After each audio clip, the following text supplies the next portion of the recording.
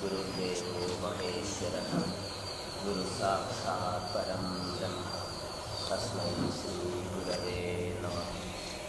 ഈശ്വരോ ഗുരുരാത്മേതി മൂർത്തിഭേദവിഭാഗിനേ വ്യോമവദ്വ്യാപ്തദേഹായ ദക്ഷിണാമൂർത്തയേ നമഃ.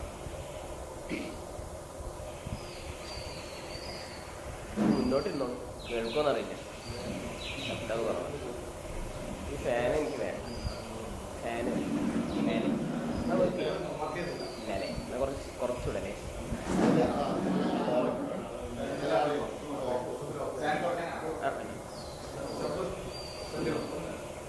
കോൾഡിന്റെ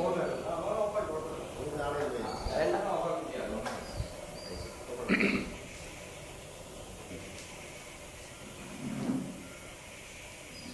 ഇവിടെ സ്വാമിജിയാകുമ്പോൾ പ്രശ്നോപനിഷത്തും പരമാനന്ദപുരി സ്വാമിയാകുമ്പോൾ ഭക്തിസൂത്രങ്ങളുമാണ് പഠിക്കാറെന്ന് അറിഞ്ഞു.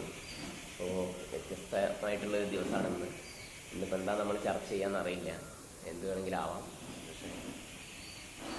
അല്ലെങ്കിൽ പിന്നെ പ്രശ്നോപനിഷത്ത് ഏതായാലും നമ്മൾ വയ്യ.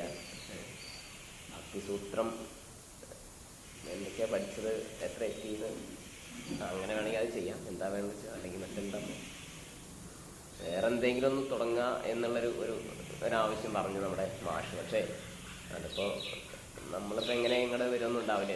എല്ലാ സാഹചര്യം വളരെ കുറവാണ്. അപ്പോൾ അല്ലെങ്കിൽ പിന്നെ നമ്മളെന്തെങ്കിലും വേറെ എന്തെങ്കിലും ഡിസ്കഷൻ ചെയ്യാം, എന്ത് വേണമെങ്കിലും ആവാം.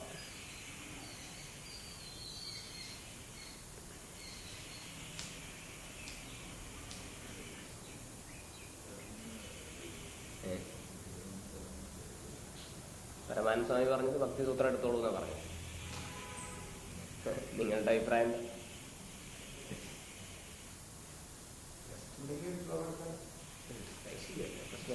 പ്രശ്നമില്ല,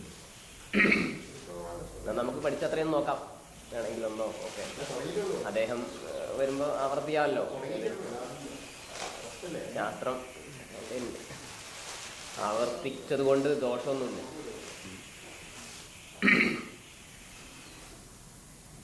നാരദഭക്തി സൂത്രങ്ങൾ മുഖവുരൊക്കെ അദ്ദേഹം പറഞ്ഞിട്ടുണ്ടാവും. ഏതായാലും ഭക്തിയെ വ്യക്തമാക്കുകയാണ് ശരിക്കും നാരദ മഹർഷി ചെയ്യുന്നത്. ഭക്തി എല്ലാവർക്കും ഉണ്ട്, നമ്മുടെ ഉള്ളിലുണ്ട്, എല്ലാവരുടെ ഉള്ളിലും ഭക്തിയുണ്ട്. ആ ഭക്തിയെ നമ്മൾക്ക് തിരിച്ചറിയാൻ വേണ്ടി അതിനെ ഒരർത്ഥത്തിൽ അതിനെ വ്യക്തമാക്കുകയാണ് ഋഷി ചെയ്യുന്നതെന്ന് വേണം പറയാൻ. ഇന്ന് നമ്മൾ സമകാലിക ഭക്തിയെയും ഭക്തി സാന്ദ്രതയെയും ഒക്കെ കുറിച്ച് പഠിക്കുമ്പോൾ വളരെ വികലമായിട്ടാണ് ഭക്തി ഇന്ന് അരങ്ങ് തകർത്തുകൊണ്ടിരിക്കുന്നത് എന്ന് നാരദ ഭക്തി സൂത്രങ്ങളൊക്കെ നിങ്ങൾ പഠിക്കുമ്പോൾ കൂടുതൽ മനസ്സിലാവും. ഭക്തിയുടെ പേരിൽ നടക്കുന്ന അരങ്ങേറുന്ന എന്ന് വേണം പറയാൻ വലിയ വലിയ സഭകളൊക്കെ എത്രമാത്രം ഭക്തിയിലേക്ക് മനുഷ്യനെ നയിക്കുന്നു എന്നുള്ളത് സംശയാർഹമാണ്. അതുകൊണ്ട് തന്നെ നാരദ മഹർഷി പറയുന്നു, ഭക്തിയെ നമ്മൾ വ്യാഖ്യാനിക്കാം, നാം വ്യാഖ്യാനിക്കാം എന്നാണ് പറയുന്നത്. ധാതോ ഭക്തി വ്യാഖ്യാസ്യാമഹ. നാം എന്ന് പറയുമ്പോൾ ഒന്നുകിൽ അവിടെ ഋഷിക്ക് സ്വന്തമുള്ള ആ ഒരു ബഹുമാനം ആയിരിക്കാം നാം എന്ന് പറയുന്നത്. ഇംഗ്ലീഷിലൊക്കെ ഐ എന്ന് പറയുമ്പോൾ വലിയൊരു ഐ ആണല്ലോ.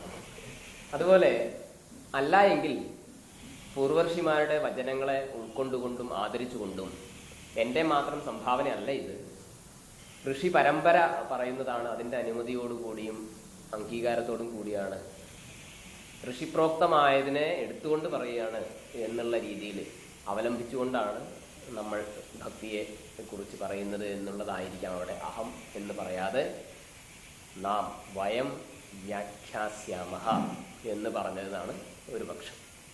അഥാതോ ഭക്തി വ്യാഖ്യാസ്യാമഹ. ഇനി ഭക്തിയെ വ്യാഖ്യാനിക്കാം എന്നാണ്, അല്ലെങ്കിൽ അനന്തരം ഭക്തിയെ വ്യാഖ്യാനിക്കാം എന്നാണ്. യോഗസൂത്രമൊക്കെ പഠിക്കുന്ന സമയത്ത് അഥാതോ അനന്തരം എന്ന് പറയും. അഥാതോ ധർമ്മ ജിജ്ഞാസ എന്നൊക്കെ അനന്തരം എന്നുള്ള അർത്ഥത്തിലാണ്. ഇപ്പം ഇവിടെ അനന്തരം എന്ന് പറയുമ്പോൾ ഭക്തിക്ക് എന്താണ് വേണ്ടത് എന്ന് ശാസ്ത്രകാരന്മാർ ചർച്ച ചെയ്യുമ്പോൾ എല്ലാവരെയും ഭക്തിയിലേക്ക് പ്രവേശിപ്പിക്കാൻ വേണ്ടിയിട്ട് പറയും, ഭക്തിക്ക് ഒരു ആനന്തരമില്ല. മറ്റുള്ള ശാസ്ത്രങ്ങളൊക്കെ പറയുന്നത് പോലെ ഭക്തിക്കൊരു ആനന്ദര്യം ഉണ്ടെന്ന് പറയാൻ വയ്യ. ഏതൊരാൾക്കും ഭക്തിയിലേക്ക് പ്രവേശനമുണ്ട് എന്നെല്ലാം പറയും. അപ്പോൾ ഇവിടെ അധ എന്ന് പറയുമ്പോൾ മംഗളവാചിയാണ് അധ ശബ്ദം എന്ന് ശ്രദ്ധിച്ചിട്ടുണ്ടാവും ഇല്ലേ? ഉണ്ട്. അധ ശബ്ദവും ഓംകാര ശബ്ദവും വളരെ രണ്ട് മംഗളവാചിയാണ്. എല്ലാ ശാസ്ത്രങ്ങളും ആരംഭിക്കുമ്പോൾ, ഗ്രന്ഥങ്ങളെല്ലാം ആരംഭിക്കുമ്പോൾ മംഗളാചരണം ചെയ്യും. അത് സ്വന്തം ഗുരുനാഥന്റെ പേരിലോ ഇഷ്ടദേവതയുടെ പേരിലോ അങ്ങനെയൊക്കെ ആയിരിക്കും മംഗളാചരണങ്ങൾ. എല്ലാ ഗ്രന്ഥങ്ങളിലും ഉണ്ട്. മംഗളാചരണങ്ങളില്ലാത്ത ഗ്രന്ഥങ്ങളും ഉണ്ട്. ശരി തന്നെ. അപ്പൊ അധ എന്ന് പറയുന്നത് മംഗളാചരണമായിട്ട് എടുത്തുകൊണ്ട് ഇനി നാം ഭക്തിയെ വ്യാഖ്യാനിക്കാം എന്ന് ഋഷി പറഞ്ഞതായിട്ട് നമ്മൾ പഠിച്ചു. അതിൻ്റെ ശേഷം എന്താണ് ഭക്തി, ഭക്തിയുടെ ബാഹ്യരൂപം എന്താണെന്ന് പറയുന്നുണ്ട്. ഭക്തി എന്താണ് പറയുന്നു ഋഷി. സാത്തു അസ്മിൻ പരമപ്രേമരൂപ എന്നുള്ളത്. സാ അവളാകട്ടെ, സാത്തു അവളാകട്ടെ, അവൾ എന്നാൽ ഭക്തി എന്നാൽ, ഭക്തിയെ സ്ത്രീലിംഗത്തിലാണ് പറയുന്നത്. ഭക്തി, ശക്തി ഒക്കെ സ്ത്രീ വചനങ്ങളാണ്. നമ്മൾ മനസ്സിലാക്കേണ്ടത് ഒരു പ്രധാന കാര്യം, ലോകത്തിൽ നമ്മുടെ സംസ്കൃതി മാത്രമേ ഈശ്വരനെ അമ്മയായിട്ടും അമ്മയെ ഈശ്വരനായിട്ടും തുല്യ രീതിയിൽ പങ്കുവയ്ക്കുന്നുള്ളൂ, തുല്യ രീതിയിൽ കാണുന്നുള്ളൂ. വേറെ എവിടെ ഇതില്ലേ? നമ്മളെല്ലാവരും ഇത് നല്ലപോലെ മനനം ചെയ്യുക കൂടുതൽ. മാത്രമല്ല, പ്രപഞ്ചം ഈശ്വരന്റെ സൃഷ്ടിയാണെങ്കിൽ ഈ സൃഷ്ടി ഈശ്വരനിൽ നിന്നും അഭിന്നയായ മായയാണ്. ആ മായ അമ്മയാണ്. രണ്ടും ഉണ്ടെന്ന് വിശ്വസിക്കുന്ന പക്ഷം നമ്മൾ സ്വീകരിക്കുന്നു. ഒരമ്മയുണ്ട്, ഒരച്ഛനുമുണ്ട്. അമ്മ ഈ കാണുന്നതും അച്ഛൻ ഈ കാണുന്നതിൻ്റെയൊക്കെ സർവേശ്വര ഭാവം. വാസ്തവത്തിൽ അച്ഛൻ മാത്രമേ ഉള്ളൂ എന്ന് വേണമെങ്കിൽ പറയാം ഒരു രീതിയിൽ, താത്വിക ചിന്തയുടെ പര്യവസാന ഘട്ടത്തിലൊക്കെ. എന്നാൽ ഉണ്ടെന്ന് വിശ്വസിക്കുന്ന പക്ഷം ഉള്ളത് അമ്മയാണ്. നോക്കൂ, നമ്മുടെ സംസ്കൃതി ഈ പ്രകൃതിയെ ഉപയോഗിക്കേണ്ട എന്നുള്ളതല്ല, ഈ പ്രകൃതി നമുക്ക് ആദരവോടുകൂടി ഉപയോഗിക്കാവുന്ന, അനുഭവിക്കാവുന്ന ഒന്നായിട്ടാണ് നമ്മുടെ ശാസ്ത്രം, നമ്മുടെ ആചാര്യന്മാരൊക്കെ നമ്മെ പഠിപ്പിക്കുന്നത്. അല്ലാണ്ട് ഒരു ഉപഭോഗ വസ്തു എന്നുള്ള രീതിയിലല്ല. ലോകത്ത് ഇന്നുണ്ടായിട്ടുള്ള എല്ലാ പ്രശ്നങ്ങൾക്കും കാരണം എല്ലാതും നമുക്കിത് ഒന്ന് വിചിന്തനം ചെയ്യുമ്പോൾ മനസ്സിലാവും. ഈ പ്രപഞ്ചം മനുഷ്യന് ഉപയോഗിക്കാനുള്ളതാണ്. നിന്നെ സൃഷ്ടിച്ചിട്ട് നിനക്ക് വേണ്ടിയിട്ടാണ് ഈ പ്രപഞ്ചം ദൈവം സൃഷ്ടിച്ചത് എന്നുള്ള ഒരു ചെറിയ ഒരു സങ്കല്പം. ചെറുതെന്ന് പറയാൻ പറ്റില്ല, വിഡ്ഢിത്തമാണെങ്കിലും അത് വളരെ വലുതായി, ബലൂൺ ചെറുതാണല്ലോ, വീർപ്പിക്കുന്നതോറും വലുതായി വരുന്നത് പോലെ ഈ ഒരു വലിയ സങ്കല്പം ആണ് ഇന്ന് ലോകത്ത് കാണുന്ന എല്ലാ പ്രശ്നങ്ങളുടെയും അടിസ്ഥാനം എന്ന് വേണമെങ്കിൽ ഒരു രീതിയിൽ ചിന്തിച്ചാൽ മനസ്സിലാവും.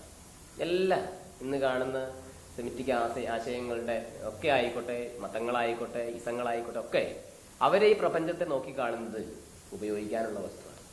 അതിനുതകുന്ന മത ദാർശനിക ഗ്രന്ഥങ്ങളിലൊക്കെയുള്ള ചിന്തകളും അവർക്ക് ഉപോത്ബലകമായിട്ടുണ്ട്. അഥവയൊക്കെ ബലവത്തരങ്ങളാണ് താനും. എന്നാൽ വിവരവും വിജ്ഞാനവും ഒക്കെ വർദ്ധിക്കുന്ന മനുഷ്യൻ ചിന്തിക്കുമ്പോൾ അതൊക്കെ പൊള്ളത്തരാണെന്ന് മാറി വരുന്നുണ്ട്. അല്പാൽപമായിട്ടെങ്കിലും അവയ്ക്കൊക്കെ ചെറിയ ചെറിയ പരിവർത്തനങ്ങൾ വരുന്നുണ്ട്. എന്നാൽ നോക്കൂ, ധർമ്മം നിലനിൽക്കണമെങ്കിലും അല്ലെങ്കിൽ ധർമ്മം അനുഷ്ഠിക്കണമെങ്കിലും വേണം നമുക്ക് ചില പ്ലാറ്റ്ഫോം ഇല്ലേ? അല്ലെങ്കിൽ പറയും ഒരു വണ്ടി ഓടാൻ പ്ലാറ്റ്ഫോം വേണമല്ലോ, അല്ലെങ്കിൽ ഒരു പ്ലാറ്റ്ഫോം ഉണ്ടാകുമ്പോൾ റെയിൽ ഉണ്ടാവുക. അപ്പോൾ അതുപോലെ എല്ലാത്തിനും ഒരു അടിസ്ഥാനം വേണമെന്ന് പറയുന്നത് പോലെ നല്ല നല്ല ചിന്തകൾ വെറുതെ ഉണ്ടായിട്ട് കാര്യമില്ല. അത് പങ്കുവെക്കണമെങ്കിലും അത് സ്വീകരിക്കപ്പെടണമെങ്കിലും ഒക്കെ അതിന് യോഗ്യമായ കരങ്ങൾ വേണം. നമ്മൾക്കൊക്കെ ചെയ്യാനുള്ള പ്രവർത്തനം അത് മാത്രമാണ്. ചിന്തകൾ ഇവിടെ പ്രഭവിച്ചുകൊണ്ടിരിക്കും. അയോഗ്യമായ ആളുകളെ കണ്ടെത്തുകയും അവരുടെ കരങ്ങളിലേക്ക് നമ്മുടെ ശാസ്ത്ര സത്യങ്ങളെയും നമ്മുടെ വൈദിക വീക്ഷണങ്ങളെയും ഒക്കെ അത്തരം ഏറ്റെടുക്കാൻ പറ്റുന്ന കരങ്ങളെ കണ്ടുപിടിക്കുക എന്നുള്ളതായിരിക്കണം നമ്മളുടെ പ്രവർത്തനം. അതാണ് നമുക്ക് ചിന്തിക്കാൻ അല്ലെങ്കിൽ പ്രവർത്തിക്കാനുള്ളത്. മറ്റതൊക്കെ സ്വാഭാവികമായിട്ട് നടക്കും. വലിയ വലിയ കാര്യങ്ങൾ ചെയ്യുന്നതിന് പകരം ചെറിയ ചെറിയ കാര്യങ്ങളിൽ നമുക്ക് ശ്രദ്ധയുണ്ടെങ്കിൽ ഒട്ടും അമാന്തം ആവശ്യമില്ല, നമ്മളൊട്ട് പിന്നോട്ട് പോവുകയില്ല. ശരി, ഈ ഒരു ചിന്തയിൽ നിന്ന് വ്യതിരിക്തമായി ഭാരതീയ നേരത്തെ പറഞ്ഞ പ്രകൃതി എന്ന് പറയുന്നത് കേവലം ഉപഭോക്ത വസ്തുവാണെന്നുള്ള ചിന്തയിൽ നിന്ന് വ്യതിരിക്തമായി നമ്മൾക്ക് ഭാരതീയ ആചാര്യന്മാർ പറഞ്ഞു തന്നിട്ടുള്ളത് ഈ പ്രപഞ്ചം നിന്റെ പഠന വസ്തുവാണ്, ഗവേഷണ വസ്തുവാണ്. ഇത് അനലൈസ് ചെയ്യാനുള്ളതാണ്. ഏത് ഈശ്വരൻ എന്ന് പറഞ്ഞാൽ ഇവിടെയാണുള്ളത്. എവിടെ? അതെ, ഇതിൽ തന്നെ. ഇവിടെ അന്യമല്ല. ഇതിനെ പറയും. എന്താണ് പറയാറുള്ളത്? ഉപനിഷത്തിൽ പറയും, കർമ്മങ്ങള് ചെയ്തിട്ട് ചിത്തശുദ്ധി ഉണ്ടാവുക എന്ന് പറയും. മാത്രല്ല അതിൻ്റെ ഒരു താല്പര്യം തന്നെ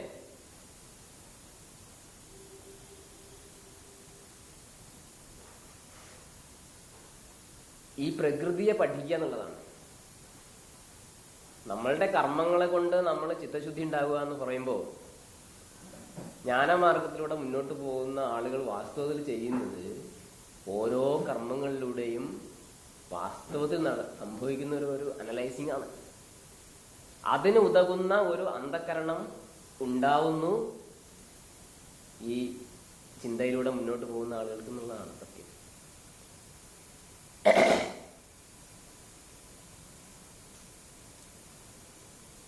അതുകൊണ്ട് തന്നെ ഭക്തിശാസ്ത്രം നമ്മൾ പഠിക്കുമ്പോഴും ഭക്തി എന്ന് പറയുന്നതിനെ പോലും ഈ അമ്മയായിട്ട് സ്ത്രീയായിട്ട് കാണിക്കുന്നു, കാണുന്നു, വിചാരം ചെയ്യുന്നു എന്നുള്ളത് വളരെ മഹനീയമാണ്. അതുകൊണ്ട് തന്നെ ശാസ്ത്രം പറയുന്നു, സാത്തു അസ്മിൻ പരമപ്രേമരൂപ. ആ ഭക്തിയാവട്ടെ ഇവനിലുള്ള പരമപ്രേമ രൂപയാണ്. പരമപ്രേമരൂപ എന്ന് പറയുമ്പോൾ കുറച്ചും കൂടെ ചിന്തിക്കേണ്ടതുണ്ട്. പ്രേമം നമ്മളുടെ ഉള്ളിലൊക്കെ ഉണ്ട്. പ്രേമം എന്നത് എങ്ങനെയാണ് നമ്മൾ മനസ്സിലാക്കുക? നമ്മളുടെ ഉള്ളിലൊക്കെ പ്രേമമുണ്ട്. അത് നമുക്ക് എപ്പോഴാണ് അനുഭവിക്കാൻ പറ്റുക? വളരെ സിമ്പിളായിട്ട് നമ്മൾ ചിന്തിച്ചാൽ, നമ്മുടെ മുമ്പിൽ വരുന്ന ഒരു പിഞ്ചു കുട്ടിക്ക് നമ്മളുടെ കയ്യിലുള്ള എന്തെങ്കിലും ഒരു വസ്തു കൊടുക്കുമ്പോൾ ആ കുട്ടിയോട് നമുക്ക് എന്താ തോന്നുന്നത്? അത് കൊടുക്കുന്ന കുട്ടിയോട് എന്നുള്ളതല്ല, കൊടുക്കുമ്പോൾ നമുക്കുള്ള ഒരു ഫീലിംഗ് ഉണ്ട്. ചെറിയ കുട്ടിയോട് അങ്ങനെ ഒരു മിഠായി കൊടുത്താലും വേണ്ടിയില്ല, പേന കൊടുത്താലും വേണ്ടിയില്ല, എന്ത് കൊടുക്കുമ്പോഴും അത് നമുക്ക് വേറെ ഒന്നുമില്ല. വേറെ എന്തെങ്കിലും തോന്നുന്നുണ്ടോ? ഒന്നും തോന്നുന്നില്ല, കൊടുക്കൽ മാത്രമാണ്. ഒന്നും പ്രതീക്ഷിക്കുന്നില്ല. പ്രതീക്ഷിക്കാൻ നമുക്ക് കഴിയില്ല. പ്രതീക്ഷിക്കാൻ കഴിയുന്നില്ല. പ്രതീക്ഷിക്കണം എന്ന് പറഞ്ഞാലും നമുക്ക് സാധിക്കില്ല. ആ കൊച്ചുകുട്ടിയുടെ ആ ഒരു പ്രായവും കൊച്ചുകുട്ടിയുടെ ആ നിഷ്കളങ്കതയും കാണുമ്പോൾ അതല്ല സത്യം. അവിടെ നമ്മുടെ ഉള്ളിൽ നിഷ്കളങ്കത ഉണ്ടാവുകയാണ്. ഉണ്ട്, ആ ഉള്ളത് പ്രകാശിക്കുകയാണ് അവിടെ തട്ടുമ്പോൾ. എന്നാൽ നോക്കൂ, ആ കൊച്ചു കുഞ്ഞ് ലേശം വലുതായി വിചാരിക്കുക, കുറച്ച്. അപ്പോഴോ കുറച്ച് വലുതായി, ഒന്ന് കളിക്കാനും ഒന്ന് ഓടാനൊക്കെ തുടങ്ങി, പ്രതികരണ മനോഭാവം ഉള്ളതായി. അപ്പം നമ്മൾ പറയും ഉള്ളില്, എടാ അതിനൊക്കെ ഒരു നന്ദി വേണം കേട്ടോ. ഇത് നമ്മൾ പറയും. അതൊരു തുടക്കം മാത്രം. എന്നാലും കൊടുക്കും. ശേഷം കുറച്ചും കൂടെ വലുതായി നിർത്തിക്കോളൂ. നമ്മൾ പറയും, എടാ ഉപകാര പ്രത്യുപകാരം അന്തരേണ എന്നൊക്കെ വലിയ ശാസ്ത്രം കൂടെ പറഞ്ഞിട്ടുണ്ട്. എന്ത്? ഒരാളൊന്നും പ്രവർത്തിക്കില്ല. അപ്പൊ നന്ദി വേണം. ചിലപ്പോൾ അയാളോട് നമ്മൾ പറഞ്ഞേക്കും, ആ കുട്ടികൾ കുറച്ച് വലുതാകും. എന്നോടല്ല വേണ്ടത്. ഇത് നമ്മൾ വ്യാഖ്യാനിക്കാൻ ചിലപ്പോൾ വിവരമുള്ളവരിങ്ങനെയാവും. എന്താ പറയുക? എന്നോടല്ല, തിരിച്ച് എവിടെയെങ്കിലും നീ കൊടുക്കണം. അതുപോലും നമ്മളുടെ ഉള്ളിൽ അല്പാൽപ്പായിട്ട് വരുന്ന പ്രേമത്തിന്റെ കുറവ്. പ്രേമം കുറയുമ്പോൾ അത് നേരെ കാമത്തിലേക്കാണ്. പ്രേമം കാമത്തിന്റെ ഓപ്പോസിറ്റ് ആയിട്ടുള്ള ഒരു റൂട്ടാണ്. ഒന്ന് പ്രേമമായിരിക്കും, ഒന്ന് കാമമായിരിക്കും. പ്രേമവും കാമവും ഒരുമിച്ച് ഉണ്ടാവില്ല. ശരി, നല്ലവണ്ണം ഇത് വിചിന്തനം ചെയ്യുക. പ്രേമം നിസ്വാർത്ഥമാണ്, കാമം സ്വാർത്ഥമാണ്. അപ്പൊ നാരദ മഹർഷി പറയുന്നത് നിസ്വാർത്ഥതയുടെ ആ ഒരു ഉയർന്ന തലമാണെന്ത്? ഭക്തി. നമുക്ക് പറയാൻ എളുപ്പമാണ്. ഏത്? ശാസ്ത്രമൊക്കെ അഭ്യസിച്ച ആളുകൾക്ക് വേണമെങ്കിൽ വ്യാഖ്യാനിക്കാൻ എളുപ്പമായിരിക്കും. പക്ഷേ വളരെ ഉയർന്ന ഒരു സിദ്ധ സ്ഥിതിയാണ് ഭക്തി എന്നുള്ളത് നമുക്ക് കൂടുതൽ പഠിക്കുമ്പോൾ മനസ്സിലാവും. പരമപ്രേമരൂപ. അപ്പൊ ഈ ഒരു പ്രേമം എന്ന് പറയുമ്പോൾ അതും വിഷയമുണ്ട്. കുട്ടിയോടൊക്കെ തോന്നുന്ന പ്രേമം വളരെ ഉദാത്തമാണ്. പക്ഷെ എന്തുണ്ട്? കുട്ടി എന്ന വിഷയമുണ്ട് അവിടെ. ആ ഒരു കൊടുക്കുന്ന വസ്തുവുണ്ട്, ഞാനുണ്ട്. ഇതൊക്കെ നമുക്ക് വ്യവഹാരത്തിലാണ്. നോക്കൂ, അത് തന്നെ വളരെ ആനന്ദത്തെ നമുക്ക് തരുന്നതാണ്. വിഷയരഹിതമായ ആനന്ദത്തെയാണ് ഋഷി ഇവിടെ പ്രേമം എന്ന് പറഞ്ഞത്. പരമപ്രേമം ഇനി പുറത്തുണ്ടാവാൻ തരമില്ല. പരമപ്രേമം നമ്മോട് തന്നെ വരും. വളരെ രസകരമായിട്ടുള്ളൊരു ഉദാഹരണം പറയാറുണ്ട്. നമ്മളെല്ലാവരും അപരിചിതമായ ഒരു ബസ്സിൽ അപരിചിതമായ ഒരു സ്ഥലത്തേക്ക് യാത്ര ചെയ്യുന്നു എന്ന് വിചാരിക്കുക. പരിചയക്കാരും ഇല്ല. നമ്മളെ ബസ്സിന്റെ ഒരാളുടെ അടുത്ത് പോയിരിക്കോ, അല്ല നമ്മൾ ഒഴിഞ്ഞ ഒരു സീറ്റിൽ പോയിരിക്കോ, എന്താ സംഭവിക്കുക? സ്വാഭാവിക പ്രവണതയാണ്. എന്തിനത്? ഞാൻ ആദ്യം വിചാരിച്ചത് എനിക്ക് മാത്രമുള്ള ഒരു സുഖടാണോ? നോക്കുമ്പോൾ പല ആളുകളോടും പറഞ്ഞപ്പോൾ എല്ലാവരും ഇങ്ങനെ തന്നെയാ ചെയ്യുന്നത്.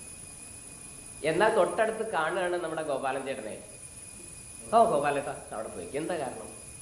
നമുക്ക് അറിയുന്ന വ്യക്തിയാണ്, പരിചയമുണ്ട്, അയാളോട് നമ്മൾ ആന്തരികമായിട്ട് ഉള്ളിനുള്ളിൽ ഒരു സംഘവും ബന്ധവും ഒക്കെ ഉണ്ട്. എന്നാൽ അതൊന്നുമില്ലാത്ത നമ്മുടെ സ്ഥിതി നമ്മളെപ്പോഴും ഒറ്റയ്ക്കാനാണ് ആഗ്രഹിക്കുന്നത് എന്ന് മനസ്സിലാവും.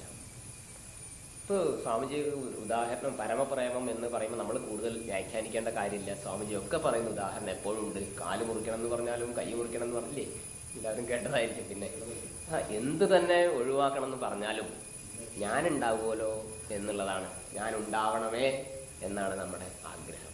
ഞാൻ ഉണ്ടാവണമേ എന്ന് ചിന്തിക്കുന്നത് നമ്മോടുള്ള സ്നേഹത്തിന്റെ വളരെ വലിയ ഒരു ഭാഗം മാത്രമാണ്. എല്ലാവരുടെ ഉള്ളിലുണ്ട് ഞാൻ ഇല്ലാതെയായി തീരുമോ എന്നുള്ള ആശങ്ക. പലപ്പോഴും നമ്മളൊക്കെ വിവരമില്ലാത്ത സമയത്ത് പറഞ്ഞേക്കാം എനിക്കെന്താ മരണത്തിന് ഭയം, ഒരു ഭയമില്ല. കുട്ടിക്കാലത്തൊക്കെ നമ്മളും പറഞ്ഞിട്ടുണ്ടാവും. ഏത് പ്രത്യേകിച്ച് ചില എന്തെങ്കിലും ആദർശത്തിന്റെ പിന്നിലൂടെയൊക്കെ മുന്നോട്ട് പോകുന്ന സമയത്ത് അഹങ്കാരം കൊണ്ട് നമ്മൾ പറഞ്ഞേക്കാം. ഏത് മറ്റുള്ളവർക്ക് പ്രോത്സാഹനജനകമായെന്ന രീതിയിൽ നമ്മൾ പറഞ്ഞേക്കാം ഒരു ഭയമൊന്നുമില്ല. ശാസ്ത്രാഭ്യാസം ചെയ്യുമ്പോഴും നമ്മൾ പറഞ്ഞേക്കാം ജാതസ്യ ഹി ധ്രുവോ മൃത്യു ധ്രുവം ജന്മം മൃതസ്യ തസ്മാത് അപരിഹാര്യാർത്ഥം ശോചിതും അർഹസി എന്ന് ഭഗവാൻ പറഞ്ഞിട്ടുണ്ട്. പിന്നെ എന്തിനാ ഭയക്കുന്നത്? എന്നിരുന്നാലും ശരിയായ അവബോധം നേടുന്നത് വരെ, മരണം എന്താണെന്ന് അനുഭവിക്കുന്നത് വരെ, അല്ലെങ്കിൽ ഇതിന് രണ്ട് രീതിയിൽ ആചാര്യന്മാർ പറയും. ഒന്ന് ഭയം അനുഭവിച്ചത് കൊണ്ടാണ്, മറ്റൊന്ന് അറിയാത്തത് കൊണ്ടാണ്. രണ്ടാമത്തതാണ് നമുക്ക് താല്പര്യം. എവിടെ എവിടെ അജ്ഞാനമുണ്ടോ അവിടെ ഭയം ഉണ്ടായിരിക്കും. ഇരുട്ടത്ത് കുഞ്ഞിന് ഭയമുണ്ട്, മുതിർന്ന ആൾക്ക് ഭയം ഇല്ല. അതുപോലെ മരണത്തെക്കുറിച്ചുള്ള ഭയം, ആശങ്ക ഒക്കെ അജ്ഞാനം കൊണ്ടുണ്ടാവുന്നത് എന്നുള്ളതിലാണ് നമുക്ക് താല്പര്യം. അതാണ് നമ്മൾ കൂടുതൽ ചിന്തിക്കേണ്ടത്. അതുകൊണ്ടേ നമുക്ക് പുരോഗതി ഉണ്ടാവുള്ളൂ. ഇന്നലെ ഒരു തൊടുപുഴ എന്ന സ്ഥലത്ത് ഒരു പരിപാടിക്ക് പോയ സമയത്ത്, പരിപാടിയൊക്കെ കഴിഞ്ഞിട്ട് എന്തെങ്കിലും സംശയം ഉണ്ടെങ്കിൽ ആവാം എന്ന് രാമായണത്തെ കുറിച്ചായിരുന്നു. അപ്പോൾ ഒരമ്മ ചോദിച്ചത്, എന്തുകൊണ്ടാണ് സ്വാമി ഇങ്ങനെ തന്നെ ചോദിച്ചത്, മരണഭയം ഉണ്ടാവുന്നത് എന്തുകൊണ്ടാണ് എന്ന്. അതാ രണ്ട് രീതി ഉണ്ടെന്നാ പറഞ്ഞത്. ഒന്ന് നമുക്ക് പറയാം നേരത്തെ അനുഭവിച്ചുകൊണ്ട്. അതെന്താ? അല്ല, നേരത്തെ അനുഭവിച്ചുകൊണ്ട് ഭയം ഉണ്ടാവുകയല്ല വേണ്ടത്. ഭയം ഇല്ലാണ്ടാവല്ല വേണ്ടത്. അനുഭവം നമുക്ക് ഓർമ്മല്ല, അത് നമുക്ക് അറിയില്ലല്ലോ. ഉണ്ടായിരിക്കാം, ആയിരിക്കാം. പക്ഷെ നമുക്ക് നിഗമിക്കാവുന്നത് എന്തോ ആയിക്കോട്ടെ. ഇപ്പൊ ഒരു പുലിയുണ്ട്, കടുവ കൂട്ടിലുണ്ട് എന്ന് പറയുമ്പോൾ ആ കടുവയുടെ പരമാവധി എന്തൊക്കെയാണ് കടുവയെ കുറിച്ച് നമ്മൾ പഠിക്കുമ്പോൾ ഭയം കൂടുകയാണോ ചെയ്യുക, കുറയാണോ? ഭയന്നിട്ട് കാര്യമില്ല. ഇത്രയാണ് കടുവ എന്നുള്ളത് മനസ്സിലാക്കിയാൽ ഭയം കുറയുള്ളൂ. എന്നാൽ ഇതിനെക്കുറിച്ചുള്ള അവബോധം നമുക്കില്ല, അറിയണില്ല എന്നുള്ളതാണ് ഭയത്തിന്റെ കാരണം എന്നാണ് രണ്ടാമത്തെ. അങ്ങ് പറഞ്ഞത് തെറ്റാണെന്നല്ല പറഞ്ഞത്. ഈ രണ്ട് സിദ്ധാന്തങ്ങളും രണ്ട് രീതിയിലും ചിന്തിക്കപ്പെടുന്നുണ്ട്. ഒന്നുകിൽ അനുഭവം ഉള്ളത് കൊണ്ട് എന്ന്. ആ രീതിയിൽ പറയുമ്പോൾ നമുക്ക് ഒരിക്കലും മരണം ഒരു നല്ല എന്താ പറയുക, ഒരു ടേണിംഗ് ആണ്, അല്ലെങ്കിൽ ജനിച്ചവൻ മരിക്കുന്നു, മരിച്ചവൻ ജനിക്കുന്നു എന്നുള്ള ഒരു ഉദാര ചിന്തയിലേക്ക് നമ്മൾ നയിക്കപ്പെടില്ല. പറഞ്ഞു മനസ്സിലായി? ഒരു മഹത്തായ സംഭവമാണ് മരണം എന്ന് അവിടെ അവശേഷിക്കും.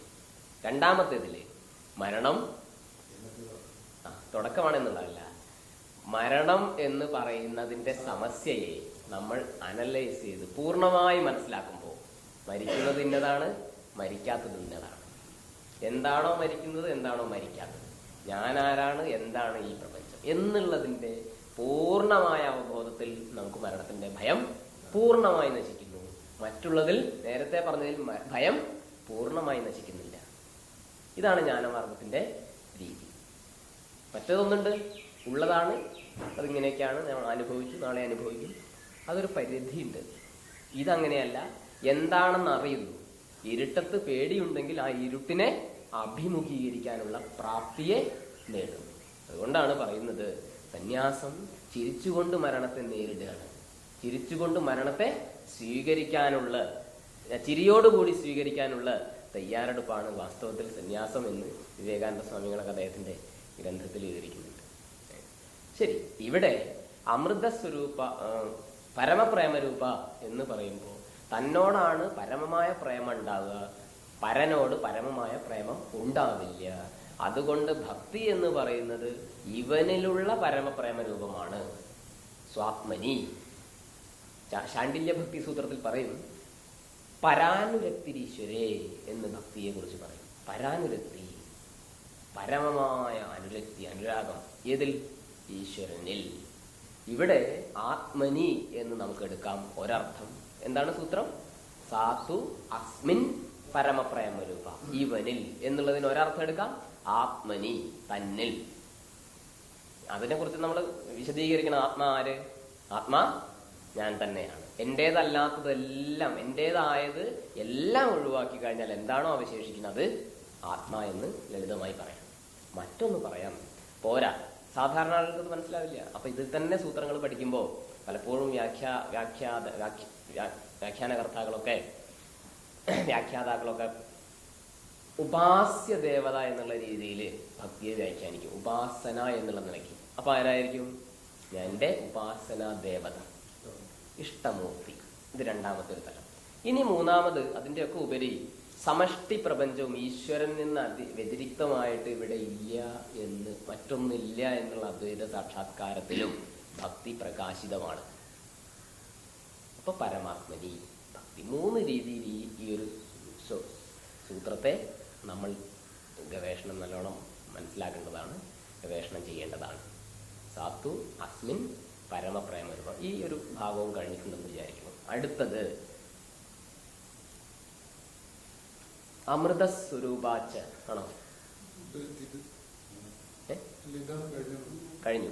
അമൃതസ്വരൂപാച്ച അതെടുത്തോ? ഇല്ല. അടുത്ത സൂത്രം അമൃതസ്വരൂപാച്ച. നേരത്തെ ഭക്തിയുടെ ബാഹ്യരൂപം പറഞ്ഞെങ്കിൽ ഭക്തിയുടെ ആന്തരിക ഭാവത്തെയാണ് വാസ്തവത്തിൽ ഈ ശ്ലോകം കൊണ്ട് പറയുക. അമൃതസ്വരൂപാച്ച, ഈ പരമപ്രേമമാണല്ലേ, അത് ഇതിലേക്ക് ഘടിപ്പിക്കുമ്പോൾ അമൃതം എന്താണോ നശിക്കാത്തത് അവിടെയാണ് പ്രേമം ഉണ്ടാവുക. അല്ലാത്ത പ്രേമം ഉണ്ടാവില്ല. മറ്റുള്ള പ്രേമമൊക്കെ താത്കാലികമാണ്. നശിക്കാത്ത ഒന്നിലുള്ള പ്രേമം താത്കാലികമാവില്ല. പ്രേമം വാസ്തവത്തിൽ നശിക്കാത്തതാണ്. അത് നമ്മുടെ ഉള്ളിൽ നിന്ന് ഇടയ്ക്കിടയ്ക്ക് പുറത്തേക്ക് വരുന്നുണ്ട്. നമ്മൾ എവിടെയാണോ വിഷയങ്ങൾ അഭിമുഖീകരിക്കുന്നുണ്ടാവുന്ന ആനന്ദം തന്നെയാണ് വാസ്തവത്തിൽ പ്രേമം. എന്നാൽ തന്നെയും എവിടെയാണോ പ്രേമം ഉണ്ടാവുന്നത് അത് നശിക്കാത്ത വസ്തുവാണെന്ന് നമ്മളുടെ ഉള്ളിലൊരു ധാരണ ഉണ്ട്. വിഷയങ്ങളായിക്കോട്ടെ, എന്തോ ആയിക്കോട്ടെ, അത് നശിക്കരുത് നമ്മൾ വിചാരിക്കും. ബാഹ്യമായിട്ടുള്ള വിഷയം നമ്മൾ അനുഭവിക്കുമ്പോൾ, അതിൽ സുഖം അനുഭവിക്കുമ്പോൾ ഒക്കെ അത് നശിക്കാത്തതാവണം, നശിക്കരുത് എന്നുള്ള ചിന്ത നമ്മൾക്ക് ഓരോരുത്തർക്കും ഉണ്ട്. സത്യം തന്നെയാണ്, സാധാരണ എല്ലാവർക്കും ഉണ്ട്. എന്ത് വിഷയം നല്ലത് നമ്മൾ സുഖം അനുഭവിക്കുമ്പോൾ, അനുകൂല വേദനീയമായിട്ടുള്ളവ അനുഭവിക്കുമ്പോൾ അത് നശിക്കരുത്, അത് നഷ്ടപ്പെട്ട് പോവരുത് എന്ന് നാം ഓരോരുത്തരും ചിന്തിക്കുന്നതാണ്, സ്വാഭാവികമാണ്. നോക്കൂ, സുഖം എന്ന് പറയുമ്പോൾ വിഷയത്തോടു കൂടിയുള്ള അനുഭവമാണ്. ആനന്ദം എന്ന് പറയുമ്പോൾ വിഷയരഹിതമായ അനുഭവമാണ്. സുഖം വിഷയത്തോടു കൂടിയുള്ള, വിഷയത്തിൽ നിന്നുണ്ടാവുന്ന അനുഭവമാണ് എങ്കിൽ ആനന്ദം വിഷയരഹിതമായ അനുഭവമാണ്. ഇവിടെ അമൃതം എന്ന പേര് കൊണ്ട് ഉദ്ദേശിച്ചത് അമൃതസ്വരൂപാച്ച എന്നുള്ള സൂത്രം നമ്മൾ പഠിക്കുമ്പോൾ ഭക്തി തസ്മിൻ പരമപ്രേമരൂപയാണ് ഭക്തി എന്ന് പറയുന്നത്. അതിലുള്ള ഇവനിലുള്ള പരമപ്രേമരൂപയാണ് ഭക്തി എന്ന് പറയുന്നതോടു കൂടി അടുത്തത് ആചാര്യൻ പറയാണ്, പോരാ, കുറച്ചുകൂടെ ഇറങ്ങി ചെന്നിട്ട് ഭക്തിയുടെ സ്വരൂപത്തെ, ആന്തരിക സ്വരൂപം എന്താണെന്നാണ് പറയുന്നത് ഇവിടെ. അമൃതസ്വരൂപാച്ച, അമൃതത്വത്തിന്റെ സ്വരൂപം എന്താണോ, അമൃതത്വത്തിന്റെയും സ്വരൂപം, അല്ലെങ്കിൽ അമൃതം തന്നെ സ്വരൂപമായിട്ടുള്ളത്, അതാണ് ഭക്തി. ഇത് രണ്ടും പഠിക്കുമ്പോഴേക്കും നമ്മൾ മനസ്സിലാവും ഇന്ന് കാണുന്ന ഭക്തിയല്ല എന്താണ്. പലപ്പോഴും പറയും നാരദ ഭക്തി സൂത്രം എടുക്കുകയാണ് പഠിക്കുകയാണ് എന്നൊക്കെ പറയുമ്പോൾ ശാസ്ത്രം പഠിച്ച ആളുകൾ പറയും അതിലെവിടെ ഭക്തി, അതിലെവിടെയാ ഭക്തി ഉള്ളത് എന്ന് നിങ്ങൾക്ക് പഠിപ്പിക്കാൻ എന്ന് ചോദിക്കും. പലപ്പോഴും നാരദ ഭക്തി സൂത്രങ്ങളൊക്കെ വ്യാഖ്യാനിച്ച ആചാര്യന്മാർക്ക് ഇതിൽ ഭക്തി ഉണ്ടെന്ന് കാണിക്കാൻ ദേവതാ പ്രാധാന്യമായിട്ടുള്ള പുരാണങ്ങളിലുള്ള ഘടകങ്ങളെ ഉപയോഗിക്കേണ്ടി വരികയാണ്. പറഞ്ഞത് മനസ്സിലായല്ലോ? പുരാണങ്ങളിലുള്ള ദേവതാ പ്രാധാന്യങ്ങളായ ഉപാസനാ ഘടകങ്ങളെയും കൃഷ്ണൻ തുടങ്ങിയിട്ടുള്ള ദേവതാമൂർത്തികളോടുള്ള പ്രേമവും ആദരവും ഒക്കെ ഉപാസന എന്നുള്ള നിലയ്ക്ക് നമ്മൾ പഠിക്കുന്നതൊക്കെ എടുത്ത് ഇതിനോട് കൂടെ പഠിക്കേണ്ട സ്ഥിതിയാണ്. കാരണം എന്താ? സാമാന്യ ജനങ്ങൾക്കുള്ളതാണ് നാരദീയ ഭക്തി സൂത്രങ്ങൾ എന്നൊക്കെ, എന്നാ പിന്നെ നാരദീയ ഭക്തി സൂത്രം ആവാം എന്നൊക്കെ പല സ്ഥലത്തും പറയുമ്പോഴുള്ള സ്ഥിതിയാണ്. അപ്പൊ ഈ 3 രീതിയിലും ഓരോ ശ്ലോകങ്ങളും പറയുമ്പോൾ അവസാനത്തെ രീതിയിൽ ദേവതാ രൂപത്തിൽ പറയുമ്പോൾ എല്ലാവർക്കും കുറച്ച് സന്തോഷം. ഇത്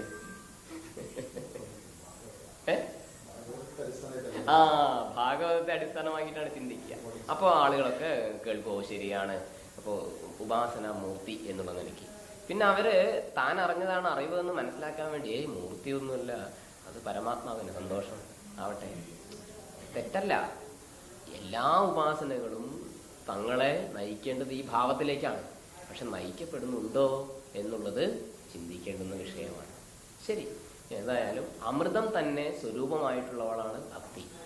അമൃതം എന്ന് പറഞ്ഞാൽ നമൃതം ഇതി അമൃതം, നമൃതം മ്രിയതേ എന്ന് പറയുന്ന മരണധർമ്മത്തോട് കൂടിയത് മൃത സ്വഭാവം എന്നൊക്കെ പറയും. മരണധർമ്മത്തോട് കൂടുക എന്ന് പറയുമ്പോൾ മരണം ഒരു ധർമ്മമാണെങ്കിൽ അതിൻ്റെ ഇപ്പുറത്ത് ഒരുപാട് ഘടകങ്ങളുണ്ട് ഇല്ലേ?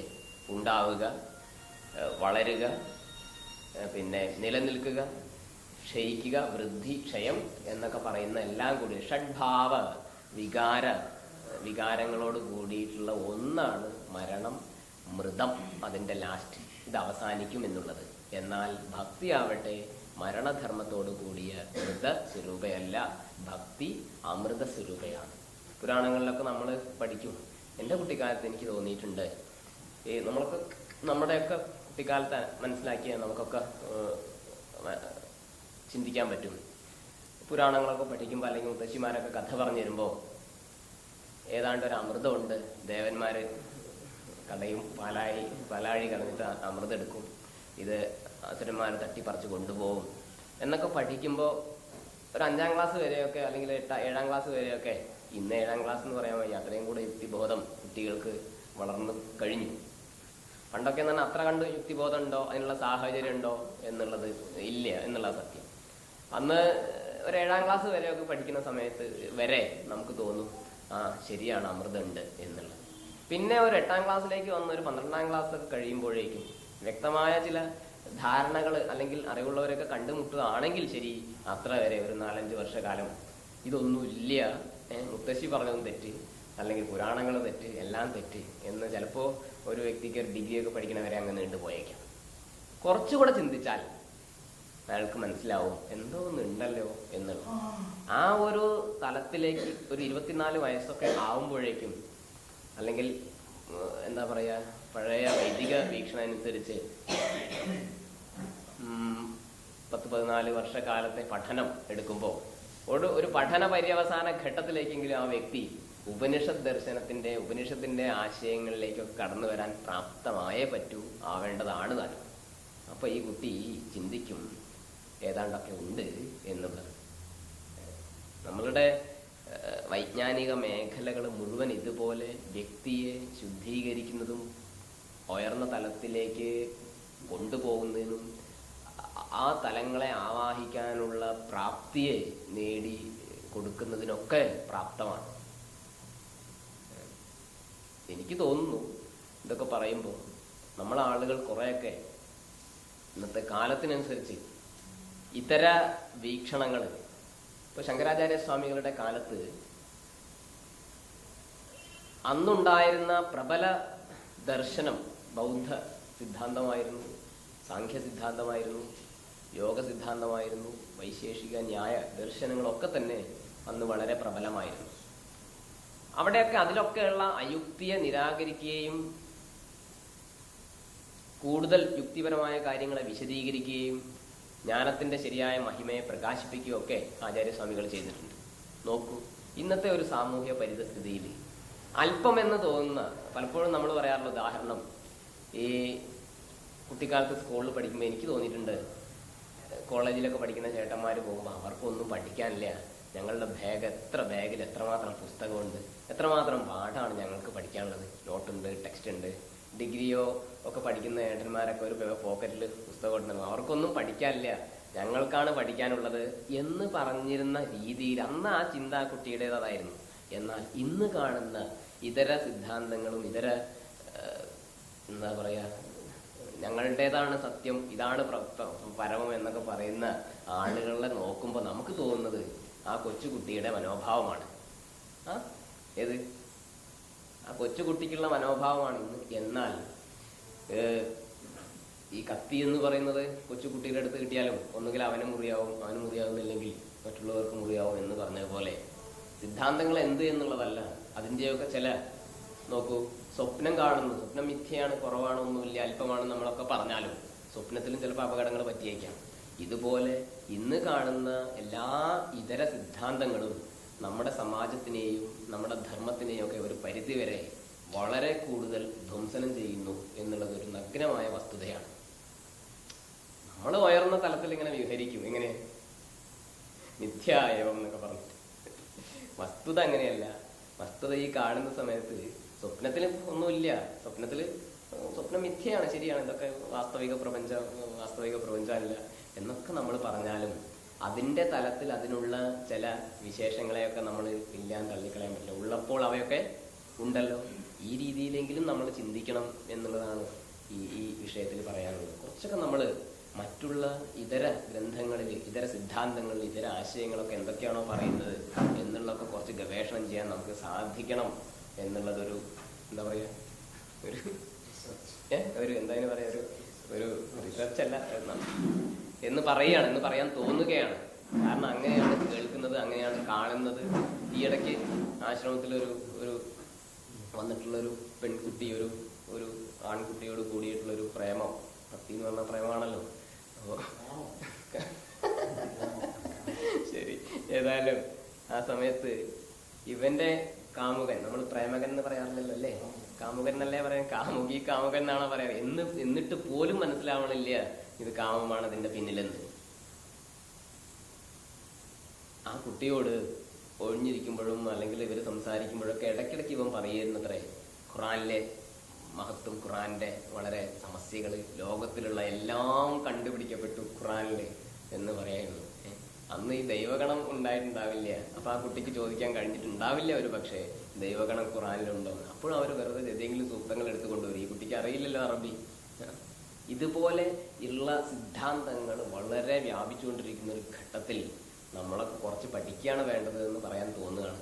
ഏതായാലും വിഷയത്തിലേക്ക് വരാം.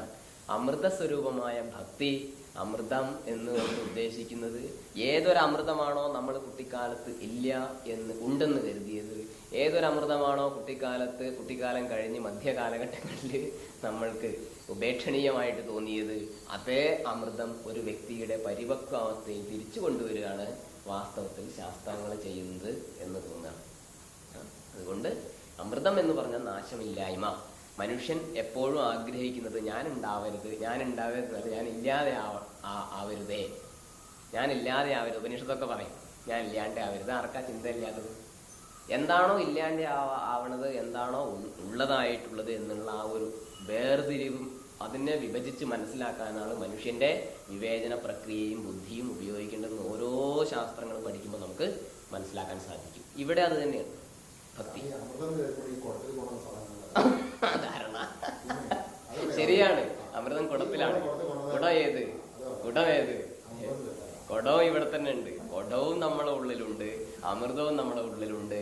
അതൊക്കെ നമ്മുടെ ഉള്ളിൽ നിന്ന് പുറത്തേക്ക് എപ്പോഴും ആനന്ദ രൂപത്തിൽ എന്ത് വരുന്നോ അതെല്ലാം അമൃതത്തിന്റെ ബഹിസ്ഫുലിംഗങ്ങൾ തന്നെയാണ്. എവിടെ ആനന്ദമുണ്ടോ അതെല്ലാം അമൃതത്തിന്റെ ബഹിസ്ഫുലിംഗങ്ങളാണ്. വിഷയാനന്ദം പോലും ബ്രഹ്മാനന്ദത്തിന്റെ സ്ഫുലിംഗങ്ങളാണ് ശാസ്ത്രം പറയുന്നത്. പക്ഷെ അത് വ്യവച്ഛേദിച്ച് മനസ്സിലാക്കാൻ പലപ്പോഴും നമുക്ക് സാധിക്കുന്നില്ല. ഒരൊറ്റ ഇതിന് ഭക്തിശാസ്ത്രങ്ങൾ ആദ്യം തന്നെ നിരാകരിക്കുന്ന ഒരൊറ്റ വസ്തുതയുള്ളൂ. കുട്ടിക്കാലത്ത് നമ്മൾ വിചാരിച്ചത് അഹങ്കാരം എന്ന് പറഞ്ഞാൽ, അഹങ്കാരി എന്ന് പറഞ്ഞാൽ ആദ്യം ഓർമ്മ വരുന്നത് ആരെയാ? അല്ല, നമ്മളുടെ പുരാണത്തിലുണ്ട്. അഹങ്കാരി എന്ന് പറയുമ്പോൾ കുട്ടിക്കാലത്ത് ഓർമ്മ വരുന്ന ഒരാളുടെ പേര് പറയുമോ? ഏതാ? രാവണൻ അല്ലേ? അല്ലെങ്കിലോ കംസൻ അല്ലേ? കൃഷ്ണന്റെ കഥ എടുത്തു കഴിഞ്ഞാൽ കംസനായിരിക്കും, രാമന്റെ കഥ എടുത്തു കഴിഞ്ഞാൽ രാവണനായിരിക്കും. പോരാ, അവരെ അഹങ്കാരി എന്ന് വിളിക്കാൻ പറ്റില്ലേ? അഹങ്കാരത്തിന്റെ എവിടെയോ വേറെന്തോ ആണ്. അതിന് പേരുണ്ടോ എന്നറിയില്ല. രാക്ഷസൻ എന്നുള്ള പേരൊക്കെ ചിലപ്പോൾ അതിന്റെ മൂർത്തിമ അല്ലെങ്കിൽ ഏറ്റവും ഉയർന്നായിരിക്കും. അഹങ്കാരം എന്ന് പറയുമ്പോൾ അതൊന്നും അല്ല. അഹങ്കാരം നമ്മുടെ ഒക്കെ ഉള്ളിലുള്ള ഒരു കുട്ടി ബലൂൺ, ചെറിയ ഒരു ബലൂണാണ്, ചെറുത്. ഈ ബലൂണ് 5 പൈസക്ക് ബലൂൺ കിട്ടുക, 25 പൈസക്ക് 5 കിട്ടുന്ന ബലൂണൊക്കെ ഉണ്ട്. ഇത് വീർപ്പിച്ച എത്ര വല്ലോ. ഇതുപോലെ നമ്മുടെ ഉള്ളിലൊക്കെ ഉള്ള ഒരു കുഞ്ഞു ബലൂണാണ് വാസ്തവത്തിൽ ഈ അഹങ്കാരം എന്ന് കുറെ കഴിയുമ്പോഴാണ് നമ്മൾ തിരിച്ചറിയാം. അപ്പൊ കംസനും രാവണനൊക്കെ എന്താണെന്ന് നമുക്ക് പറയാൻ സാധ്യമല്ല. ഒരിക്കലും അഹങ്കാരികൾ എന്ന് പറഞ്ഞാൽ പോരാ. അഹങ്കാരികൾ നാം തന്നെയാണ്, നമ്മുടെ ഉള്ളിലുള്ള ഇത് തന്നെയാണ് അഹങ്കാരം. ഈ അഹങ്കാരത്തിനെയാണ് ഭക്തി കൊണ്ട് നിരാകരിക്കുന്നത്. നമുക്ക് മുന്നോട്ട് പഠിക്കും മനസ്സിലാവും. അവിടെ സർവ്വസമർപ്പണമാണ്. ഉപാസനാദേവത ആയിക്കോട്ടെ, ആത്മബുദ്ധി ആയിക്കോട്ടെ, പരനായ ഈശ്വരനായിക്കോട്ടെ, ഒക്കെ അവിടെ പൂർണ്ണമായ സമർപ്പണം. ഇവിടെ ഭക്തി സൂത്രം നമ്മൾ മുന്നോട്ട് പഠിക്കുമ്പോൾ നമുക്ക് മനസ്സിലാവും. ശരി, ഈ അമൃത സ്വരൂപാച്ച എന്ന് പറയുമ്പോൾ അമൃതം തന്നെ സ്വരൂപമാണ് ഭക്തിയുടെ. അത് നമ്മുടെ ഉള്ളിലുണ്ട്. അതിനെയൊക്കെയാണ് നമ്മെ പ്രവേശിപ്പിക്കുന്നത്. ഏതായാലും തുടർന്ന് നിങ്ങൾ പഠിക്കും. പിന്നെ പറയാണ് പോരാ, യത് ലബ്ധ്വ എന്ന് പറയുന്നത്, യത് ലബ്ധ്വ പുമാൻ സിദ്ധോ ഭവതി, അമൃതോ ഭവതി, മത്തോ അല്ലെ, തൃപ്തോ ഭവതി. പിന്നെയോ അത്രയേ ഉള്ളൂ. പറയാണ്, എന്നാ ശരി, ഇത് ലഭിക്കോ? ലഭിക്കാണ്ടോ? പറയാണ് ഋഷി, യാതൊന്ന് ലഭിച്ചാൽ ഒരു പുരുഷൻ, പുരുഷൻ എന്ന് പറഞ്ഞാൽ മനുഷ്യൻ നടത്തെടുക്കണം. ഒരു മനുഷ്യൻ അമൃതനായി ലഭിക്കുമോ, സിദ്ധനായി ലഭിക്കുമോ, തൃപ്തനായി ലഭിക്കുമോ? 3. ഇനി അങ്ങോട്ട് വേറെയും പറയുന്നുണ്ട് സൂത്രങ്ങൾ മുന്നോട്ട് പോകുമ്പോൾ. യാതൊന്ന് ലഭിച്ചാലാണോ ഒരാള് തൃപ്തനാകുക? ഒന്നാമത് നമുക്ക് എന്താ ജീവിതത്തിൽ വേണ്ടത്? തൃപ്തിയില്ലായ്മയാണ് അല്ലേ? തൃപ്തിയല്ല അതിൽ പറയണത്. സിദ്ധനാണ്. സിദ്ധൻ എന്ന് പറയുമ്പോൾ തൃപ്തി ഉണ്ടായിക്കഴിഞ്ഞാൽ എല്ലാത്തിന്റെ അടിസ്ഥാനം തൃപ്തിയാണ്. നമ്മൾ നോക്കൂ, ചലിക്കുന്നത് പോലും, നമ്മളുടെ ചലനങ്ങൾ പോലും അസംതൃപ്തിയുടെ ഹേതുവാണ്. അസംതൃപ്തി കൊണ്ടാണെന്ന് വേണമെങ്കിൽ പറയാം. ചലനം പോലും സത്വരജസ് തമോ ഗുണാത്മീയായിട്ടുള്ള ഈ പ്രകൃതി ചലനമാണ്. എന്തുകൊണ്ട്? സത്വവും രജസും തമസും ഒരേ ഭാവത്തിലല്ലാത്തതുകൊണ്ട്. സത്വവും രജസും തമസും സമമായി വരുമ്പോൾ പ്രകൃതി നിരാകരിക്കപ്പെടും. പ്രകൃതി ഇല്ല. അപ്പൊ അതുകൊണ്ട് നമ്മുടെ ഒക്കെ ഉള്ളിലുള്ള ഈ അസംതൃപ്തിക്ക് കാരണം സത്വരജസ് തമോ ഗുണങ്ങളുടെ വ്യത്യസ്ത അളവാണ്. അതാണ് ഈ ചലിപ്പിക്കുന്നത്. അതൊരു തലത്തിൽ. മറ്റൊന്ന്, നമുക്ക് തൃപ്തി ഉണ്ടാവാത്തത് പൂർണ്ണതാബോധം ഇല്ലാത്തത് കൊണ്ടാണ്. നമ്മൾ അല്പനാണ്. അല്പത്വ ഭ്രമമാണ് നമ്മുടെ ഉള്ളിൽ. എന്തോ നേടാനുണ്ട്, എന്തോ ലഭിക്കാനുണ്ട്. എന്ത് തന്നെ നമ്മൾ ചലിക്കുമ്പോഴും അങ്ങോട്ട് ചലിച്ചിട്ട് അവിടെ നിന്ന് കിട്ടാണ്ട്, ഇങ്ങോട്ട് ചലിച്ചിട്ട് ഇവിടെ നിന്ന് കിട്ടാണ്ട് എന്നുള്ള ധാരണ. ഇതിന്റെ പിറകിലുള്ള തത്വം ഇത്രയാണ്. നമുക്ക് പൂർണ്ണതാബോധമല്ലേ? പൂർണ്ണതാബോധമല്ലേ? നമുക്ക് ഞാൻ തന്നെയാണെന്നുള്ള ബോധമല്ലേ? അതിന്റെ അപ്പുറത്തേക്ക് നമ്മൾ വിഷയങ്ങൾ അന്വേഷിക്കും, അത് തിരയും ഇത് തിരയും ഒക്കെ ചെയ്യുമ്പോൾ നമ്മൾ ഇത്രയാണ് നമ്മുടെ മനസ്സിനെ പഠിപ്പിക്കേണ്ടത്. നമ്മൾ പൂർണ്ണനാണ് എന്നുള്ള അവബോധം നമുക്കുണ്ടോ എന്നുള്ളത് ചിന്തിച്ചില്ല എന്നർത്ഥം. അതുകൊണ്ടാണ് പ്രശ്നം. ഇതിനു വേണ്ടിയിട്ടാണ് മനുഷ്യൻ അന്വേഷിക്കുന്നത്. അതുകൊണ്ടാണ് പറയുന്നത് തൃപ്തഃ ഭവതി. തൃപ്തി പൂർണ്ണതയിൽ മാത്രമേ ഉണ്ടാവൂ. അല്ലാത്തതിലൊന്നും ഒരാൾക്കും തൃപ്തി ഉണ്ടാവില്ല. എവിടെയാണോ പൂർണ്ണത അവിടെയാണ് പരമമായ തൃപ്തി ഉണ്ടാവുക. അതിന് നമ്മൾ എപ്പോഴും ശാസ്ത്രകാരന്മാർ പറയുന്ന ഉദാഹരണം, സുഷുപ്തിയിലുള്ള നമുക്ക് ആനന്ദം ഒരു പരിധി വരെ തൃപ്തിയെ നൽകുന്നതാണ്. വിശപ്പും ഉറക്കം കൂടെ വന്നു കഴിഞ്ഞാൽ ബുദ്ധി കൊണ്ട്, അഹങ്കാരം കൊണ്ട് വേർതിരിക്കാൻ കഴിയാത്ത കുട്ടി ഉറക്കിനെ സ്വീകരിക്കും. ഇല്ലേ? അല്ലേ? വിശപ്പും ഉറക്കം കൂടെ ഒരുമിച്ച് വന്നാൽ കുഞ്ഞെന്ത് ചെയ്യും? ഉറക്കത്തെ സ്വീകരിക്കും. നമ്മളെന്ത് ചെയ്യും? കഴിച്ചിട്ട് ഉറങ്ങാമെന്ന് വിചാരിക്കും. അപ്പൊ നമ്മുടെ ബുദ്ധി കൊണ്ട് നമ്മൾ അപ്പുറത്ത് കിടക്കുക. അപ്പൊ ഇത് മാറ്റി വെക്കുകയാണ് ഭക്തിയിലൂടെ ചെയ്യേണ്ടത്. അതുകൊണ്ടാണ് ഭക്തന്മാർ ഭ്രാന്തന്മാരായി മാറുന്നത്. ഏത്? നമ്മളുടെ ഈ ബുദ്ധി ഉണ്ടല്ലോ, നമ്മൾ ചിന്തിക്കുന്ന ബുദ്ധിയുടെ തലത്തെ, അല്ലെങ്കിൽ ബുദ്ധി എന്ന് പറഞ്ഞാൽ മനസ്സ്, ഈ ഒരു മാനസിക തലത്തെ ഭക്തൻ എന്ത് ചെയ്യുന്നു? ആദ്യം തന്നെ മാറ്റി വയ്ക്കുന്നു. അപ്പൊ മറ്റുള്ളവരുടെ ദൃഷ്ടിയിൽ ഭക്തൻ എന്തായി മാറി? ഭ്രാന്തനായി മാറി. അല്ല, അതുകൊണ്ടാണ് നാമദേവനെ കുറിച്ചൊക്കെ പറയുന്ന സമയത്ത് ഒരുപാട് കഥകൾ ഒക്കെ ഉണ്ട്. ഒരുപാട് ഭക്തന്മാരെ നമ്മൾ എടുത്തു കഴിഞ്ഞാൽ അവര് മുൻകെ ഇനിയിപ്പോ വേറൊന്നുണ്ട്, ആധ്യാത്മിക രീതിയിൽ ആര് ചിന്തിക്കുന്നോ അവനെയൊക്കെ ഭ്രാന്തന്മാർ എന്നാണ് നമ്മുടെ സമാജം പറയുക. ബാക്കിയുള്ളവർ പറയില്ല കേട്ടോ. ഹിന്ദു സമാജത്തിന്റെ മാത്രം പ്രത്യേകത, അവനും ഭ്രാന്താണ്. ആശ്രമത്തിൽ 2 ദിവസം പോകുന്നു എന്ന് പറഞ്ഞാൽ എന്തോ കുഴപ്പമുണ്ട്. ഒരു വ്യക്തി, ഞാൻ അറിയുന്ന ഒരു വിദ്യാർത്ഥിക്ക് ഇങ്ങനെ സംഭവിച്ചിട്ടുണ്ട്. ആ കുട്ടിയുടെ അമ്മയുടെ അനുജത്തി അവരുടെ വീട്ടിൽ വന്നപ്പോൾ വിരുന്നൊക്കെ വരുന്ന സമയത്ത് ഇവർ വേറെ സ്ഥലത്തൊക്കെ പോയില്ലേ, അടുത്ത വീട്ടിലൊക്കെ. തൻ്റെ തന്നെ വീട്ടിലേക്ക് വിരുന്ന് വരിക, കൊല്ലത്തിലൊക്കെ വരുമ്പോൾ നമ്മളെന്ത് ചെയ്യും? വേറെ സ്ഥലത്തൊക്കെ അടുത്ത വീട്ടിലൊക്കെ പോകും. അപ്പൊ അവിടെ നിന്ന് ഈ അമ്മയോട് ചോദിക്കാത്രേ, എന്താ നിന്റെ ചേച്ചിയുടെ കുട്ടിക്ക് പറ്റിയത്? ആരോട്? അനിയത്തിയോട്.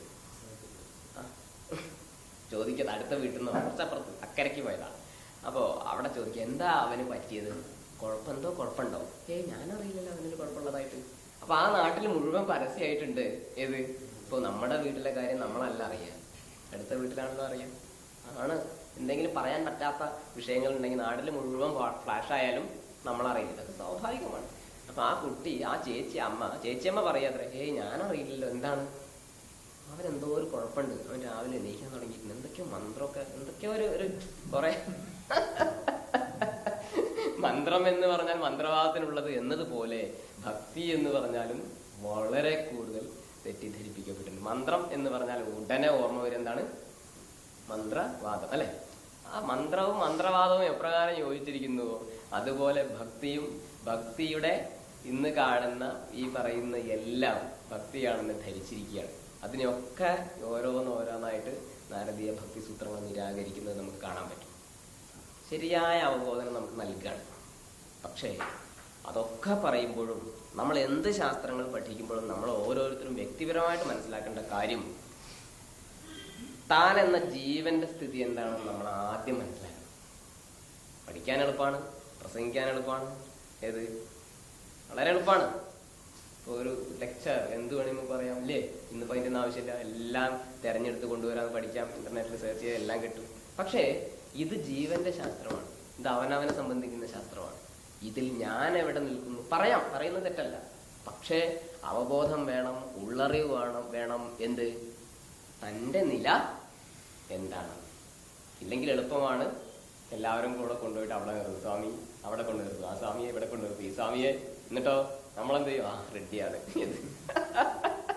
ആ കൊണ്ടു നിർത്തിയ ആളുകളെ നമ്മളെ വിളിച്ചിട്ടും നല്ല രസമായിരിക്കും. ഇത് എല്ലാവർക്കും പറ്റിപ്പോകും. വിശേഷിച്ച് ജ്ഞാനമാർഗത്തിൽ, ഭക്തിമാർഗത്തിൽ, യോഗമാർഗത്തിൽ, ഏത് മാർഗത്തിലൂടെ പോകുമ്പോഴും ഇതൊക്കെ ശാസ്ത്രം നമ്മോട് പറയും, ആചാര്യന്മാർ നമ്മോട് പറയും, ഇത് തന്നെയാണ് മായ പിടിക്കുക, പ്രകൃതി പിടിക്കുക എന്നൊക്കെ പറയുന്നത്. ശരി. അപ്പൊ ഇവിടെ ഈ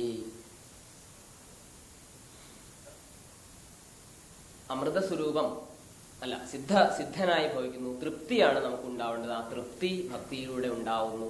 യാതൊന്ന് ലഭിച്ചാൽ തൃപ്തിയാവുന്നു എങ്കിൽ ആ ലഭിക്കുന്നത് പൂർണ്ണമായിരിക്കണം. പൂർണ്ണം എന്ന് പറയുന്നത് ആനന്ദമാണ്, തന്നെക്കുറിച്ചുള്ള അറിവായേ പറ്റൂ. അതുകൊണ്ടാണ് ഇവിടെ ഭക്തി എന്ന് പറയുന്നത്. പിന്നെ സിദ്ധാഭവതി, സിദ്ധൻ എന്ന് പറഞ്ഞത് സിദ്ധി ഉണ്ടാവുക. എന്ത് സിദ്ധി? എന്തെങ്കിലും പ്രാഗാമ്യം അല്ലെങ്കിൽ എന്ന് പറയുന്ന അണിമ ലഘിമ എന്നൊക്കെ പറഞ്ഞിട്ടുള്ള സിദ്ധിയാണെങ്കിൽ അതൊക്കെ പൂർണ്ണമല്ല, അതൊക്കെ അല്പമാണ് എന്ന് ശാസ്ത്രം നമുക്ക് പഠിപ്പിക്കും. എന്ത് സിദ്ധി ആയിക്കോട്ടെ, എന്ത് നേടുന്നതായിക്കോട്ടെ, അതൊക്കെ തന്നിൽ നിന്ന് അന്യമായ ഒന്നിനെ നേടുന്നത് ഒന്നും തന്നെ പൂർണ്ണത അല്ലെങ്കിൽ സ്ഥിരത ഉള്ളതല്ല. അതുകൊണ്ട് ഇവിടെ ഭക്തി എന്ന് സൂചിപ്പിക്കുന്നത് തന്നെക്കുറിച്ചുള്ള, തന്നിലുള്ള ഉള്ളറിവിനെ നേടുന്ന പ്രക്രിയയാണ് എന്ന് നമുക്ക് മുന്നോട്ട് പോകുമ്പോൾ പഠിക്കാൻ പറ്റും. അതുകൊണ്ട് തന്നെ ഇവിടെ ആചാര്യൻ മുൻകൂട്ടി പറയാണ്, എന്താണെന്ന് പറയണില്ല, എന്താണെന്ന് പറയാൻ വയ്യ, വീണ്ടും പറയും അനിർവചനീയം പ്രേമസ്വരൂപം എന്ന് പിന്നെ പറയും. പിന്നെ എന്താ പറയാ? ഇത്രയും പറഞ്ഞതൊക്കെ വിഡിത്തായില്ലേ എന്ന് ചോദിക്കും. ശരി തന്നെ. ഇവിടെ പറയുന്നു, യാതൊന്ന് ലഭിച്ചാൽ സിദ്ധനായി ഭവിക്കുന്നുവോ, തൃപ്തനായി ഭവിക്കുന്നുവോ, പിന്നെന്താ? അമൃതനായി ഭവിക്കുന്നുവോ. അപ്പൊ അമൃതനായി ഭവിക്കുന്നു എന്നുള്ളത് നോക്കൂ, പ്രമാണം. യാതൊന്ന് അറിഞ്ഞിട്ട് അവൻ അതായി മാറുന്നു. അതെങ്ങനെയാ? അപ്പൊ അതിന്റെ മുമ്പ് അതല്ലേ? മുമ്പ് തന്നെ ആയതേ പറ്റൂ. ഇപ്പോ ബ്രഹ്മവിത്ത് ബ്രഹ്മൈവ ഭവതി എന്ന് ശ്രുതി പറയുന്നത് നമുക്ക് കേൾക്കാൻ പറ്റും. ബ്രഹ്മവിത്ത് ബ്രഹ്മൈവ ഭവതി. അപ്പൊ ഈ ബ്രഹ്മവിത്ത് അതിന്റെ മുമ്പ് എന്താണ്? മറ്റൊന്നാണെങ്കിൽ ബ്രഹ്മമായി ഭവിക്കുന്നു എന്ന് പറഞ്ഞ പരിവർത്തനമാണ്, മാറ്റായി. അതെ. അപ്പൊ ആദ്യമേ ഇയാളെന്താണ്? ബ്രഹ്മമാണ്. ബ്രഹ്മം എന്ന് പറയുമ്പോൾ നമുക്ക് എപ്പോഴും ഓർമ്മ വരിക ബാഹ്യമായിട്ടായിരിക്കും. അത് തന്നെയാണ്. ആ ലഭിക്കുക എന്നല്ലാണ്ട് ഒന്നും പറയാൻ വയ്യ ഇവിടെ. ലഭിക്കുക എന്ന് പറയണത് ഇതാർക്കാ ഉപദേശം? സിദ്ധനല്ല. സിദ്ധനോടാണെങ്കിൽ ലഭിച്ചിട്ടൊന്നുമില്ല. ഇത് അപ്പൊ തൻ്റെ ഉള്ളിൽ എന്തൊക്കെ നമ്മൾ പഠിക്കുമ്പോഴും എനിക്ക് ലഭിക്കേണ്ടത് എന്നൊക്കെയുള്ള വിചാരം, അല്ലെങ്കിൽ കിട്ടേണ്ടത്, നേടേണ്ടത് എന്നുള്ള ആ ഒരു വിചാരം തന്നെ പോവില്ല. പോയാൽ പിന്നെ അത് മതി. ഉപനിഷത്ത് പറയുമ്പോൾ, സ്വാമിജി ക്ലാസ് എടുക്കുമ്പോൾ പറയും, ഈ മുക്തി എന്ന് പറയുന്നത് പലരും ശാസ്ത്രങ്ങളൊക്കെ പഠിച്ച ശേഷം ഒരു കാത്തിരിപ്പിന്റെ പ്രക്രിയ അല്ല. എങ്ങനെയെന്ന് വെച്ചാൽ പ്രസ്ഥാനത്രയം പഠിച്ചു, എന്താ ഇനിയിപ്പോ ജ്ഞാനമാർഗത്തിൽ പഠിക്കാനുള്ളത്? ഗീത പഠിച്ചു, ഉപനിഷത്ത് പഠിച്ചു, ബ്രഹ്മസൂത്രം പഠിച്ചു, ഭാഷ്യകാരന്റെ അത് ഭാഷ്യസഹിതം പഠിച്ചു. ശരി തന്നെ. ഭാഷ്യസഹിതം പഠിച്ചാലും മീതപ്പം എന്താ പഠിക്കാനുള്ളത്? ഒന്നുമില്ല. അപ്പൊ ഇനിയിപ്പോ എന്ത് ചെയ്യും? മുക്തി ആയിട്ടില്ലല്ലോ. ഒരു കാര്യം ചെയ്യൂ, കാത്തിരുന്നോൾക്ക് വരും മുക്തി. അപ്പൊ പഠിച്ചിട്ടില്ല എന്നർത്ഥം. ഏത് പഠിച്ചു എന്ന് പറയുന്നതിൽ അർത്ഥമില്ല, പഠിച്ചിട്ടില്ല എന്നാണ്. എന്ത് പഠിക്കണം? മുക്തി എന്ന് പറയുന്നത് സ്വരൂപമാണ്, ഇത് തന്നിൽ നിന്നും വ്യതിരിക്തമല്ല എന്നാണ് ഭാഷ്യത്തിലൂടെ പഠിക്കേണ്ടത്, ഉപനിഷത്തിലൂടെ പഠിക്കേണ്ടത്, ബ്രഹ്മസൂത്രത്തിലൂടെ പഠിക്കേണ്ടത്. പഠിച്ചുവോ? എന്തോ അതാണ് പ്രശ്നം.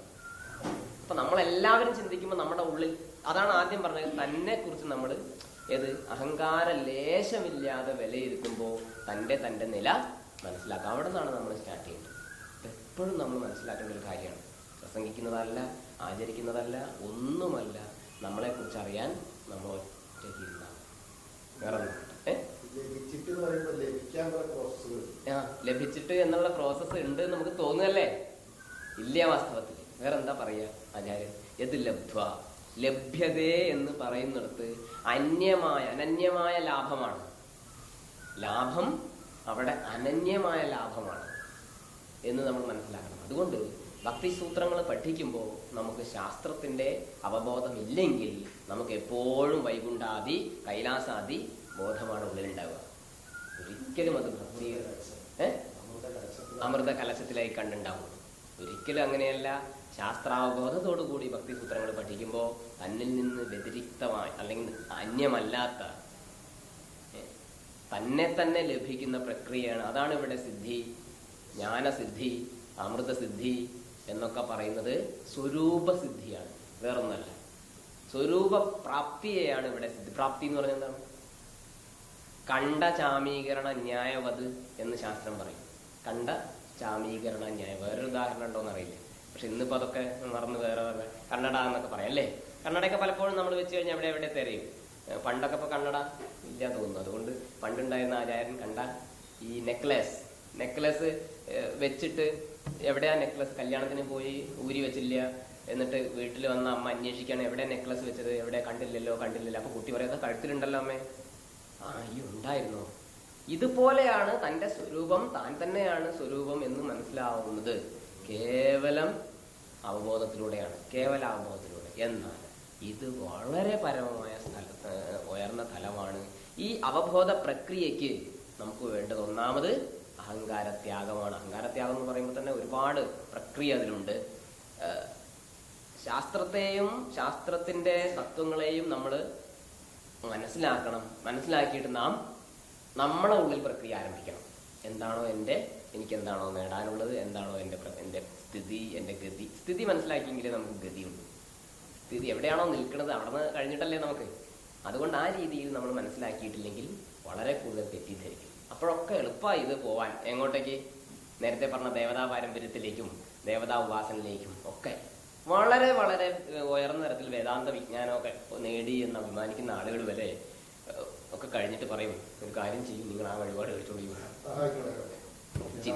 അയ്യോ, ഇതിവിടെ എത്രമാത്രം നിങ്ങളൊക്കെ ഉൾക്കൊള്ളുന്നറിയില്ല. വളരെ അപകടം. തെക്കൻ ജില്ലകളിൽ ഒരു കാലഘട്ടം അപകടത്തിലൂടെ വലിച്ചെഴിച്ചുകൊണ്ട് കളഞ്ഞ് രണ്ടാമത് എഴുന്നേറ്റ് വരുന്നതേ ഉള്ളൂ. വടക്കൻ ഭാഗത്തുതാ ആ പ്രക്രിയയിലേക്ക് നമ്മൾ പോയിക്കൊണ്ടിരിക്കുകയാണ്. ഏത് പ്രക്രിയ? സപ്താഹം.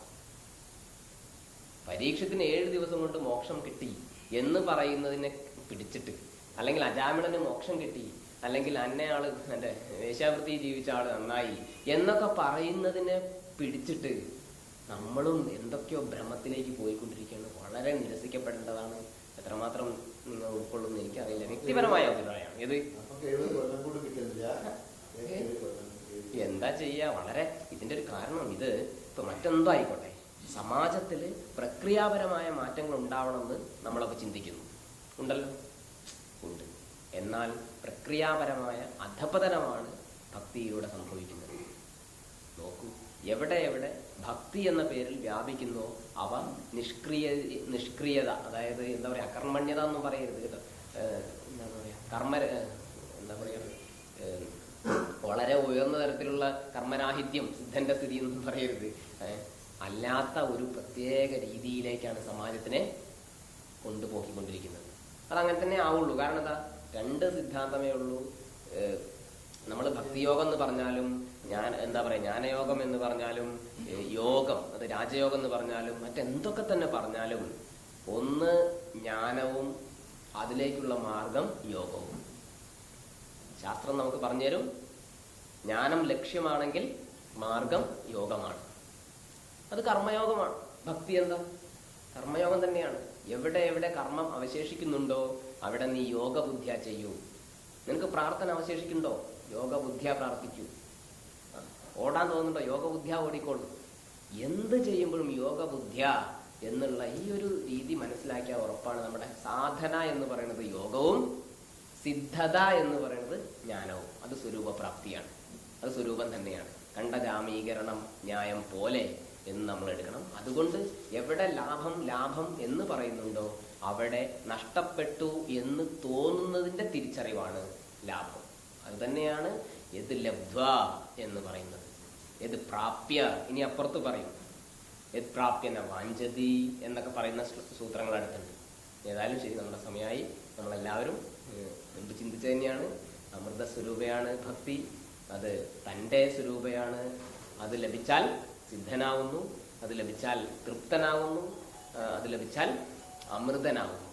നമ്മളെല്ലാവരും മനസ്സിലാക്കുക, കുഞ്ഞുകാലത്ത് ഉണ്ട് എന്ന് നമ്മുടെ പാരമ്പര്യം നമ്മെ പഠിപ്പിച്ച ആ അമൃതത്വം ഉണ്ട് എന്നുള്ള ഒരു തലത്തിലേക്ക് നമ്മൾ പോവുകയും മനസ്സിലാക്കുകയും ചെയ്യുകയും അതിനെ യോജിപ്പിച്ചുകൊണ്ട് ഭക്തിയെ മനസ്സിലാക്കുകയും നമ്മളറിഞ്ഞ രീതിയിൽ ഇത് നമ്മുടെ കുടുംബത്തിൽ നമ്മൾ ആചരിക്കുകയും ചെയ്യുമ്പോഴാണ് ഭക്തി സൂത്രമൊക്കെ പഠിച്ചുകൊണ്ട് നമ്മൾ എന്താ പറയില്ലേ, നല്ല കാര്യമൊന്നുമില്ല. പലപ്പോഴും ഒന്നും സംഭവിക്കുന്ന എന്താ അറിയോ, വെറും അക്കാഡമിക്കലായി പോകുന്നു. ആധ്യാത്മികത എന്ന് പറയുന്ന ഒരു ശൈലിയുണ്ട്. വെറും അക്കാഡമിക്കലാകുന്നു. എന്നുകൊണ്ടാണോ കസേരയിൽ ഇരുന്ന് ആധ്യാത്മിക ശാസ്ത്രങ്ങൾ കേൾക്കാൻ തുടങ്ങിയത്, എന്നുകൊണ്ടാണോ കസേരയിൽ ഇരുന്ന് ഇത് പറയാൻ തുടങ്ങിയത്, അന്ന് തൊട്ട് ഇതൊക്കെ കേവലം അക്കാഡമിക്കലായി പോകുന്നു എന്ന് തോന്നുന്നുണ്ട്. വീണ്ടും പറയട്ടെ, ഒരു ഗുരുനാഥന്റെ കൂടെ നിലത്തിരുന്ന് പഠിച്ച് വളരുക എന്ന് പറയുന്ന ഒരു പ്രക്രിയയിലൂടെ കടന്നു പോയിട്ടുള്ള ആർക്കും ഇന്ന് കാണുന്ന ആധ്യാത്മിക ഭാവങ്ങളെ അല്പം സങ്കടത്തോടു കൂടിയല്ലാതെ നോക്കിക്കാണാൻ പറ്റില്ല. ഇത് നമ്മുടെ അനുഭവമാണ്. ഇത് തന്നെ വീണ്ടും വേണമെങ്കിൽ പറയാം. ഒരു ഗുരുനാഥന്റെ കീഴിൽ തറയിലിരുന്ന് അധ്യാത്മശാസ്ത്രത്തെ അഭ്യസിക്കുന്ന ഏതൊരാൾക്കും ഇന്ന് കാണുന്ന ആധ്യാത്മിക പ്രഭാവത്തെയും പ്രബുദ്ധതയും ഒരല്പം സങ്കടത്തോടു കൂടി അല്ലാണ്ട് നോക്കിക്കാണാൻ പറ്റില്ല എന്നുള്ളൊരു സത്യം നിങ്ങളുടെ മുമ്പിൽ പങ്കുവയ്ക്കുകയാണ്. ഏതായാലും ശരി,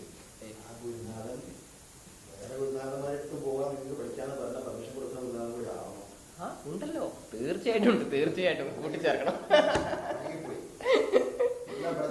വല്ലാത്ത സ്ഥിതിയാണ്. നമ്മളെല്ലാവരും കൂടുതൽ ചിന്തിക്കേണ്ടതും കൂടുതൽ വിലയിരുത്തേണ്ടതുമാണ്. ഓരോന്നിനെയും തത് രീതിയിൽ സന്ദർഭം അനുസരിച്ച് നോക്കിക്കാണാൻ കഴിയുക എന്നുള്ളത് തന്നെ വലിയൊരു കാഴ്ചപ്പാടാണ്. അല്ലാണ്ട് നമ്മൾ പോകുന്നത് മാത്രമല്ല, ഒരാളൊരു രീതിയിൽ സഞ്ചരിക്കുന്നു, ഒരു സിദ്ധൻ വേഷം കെട്ടുന്നു എന്ന് പറയുമ്പോൾ നമ്മളത് അംഗീകരിക്കും. എന്നാൽ സിദ്ധൻ വേഷം കെട്ടുവാണല്ലോ, ശരി, അസിദ്ധരായ നമുക്ക് എന്തുകൊണ്ട് പല വേഷങ്ങൾ കെട്ടിക്കൂടാ? ആണ് ഇല്ലേ? ശാസ്ത്രത്തിൽ നമുക്ക് ഉറപ്പുണ്ടെങ്കിൽ, നമ്മുടെ ജീവിതത്തിൽ നമുക്ക് ഉറപ്പുണ്ടെങ്കിൽ നമുക്കും ഒരു പരിധി വരെയൊക്കെ വേഷങ്ങൾ കെട്ടാവുന്നതേ ഉള്ളൂ. തീർച്ചയായിട്ടും ഇല്ല, ഉണ്ട്.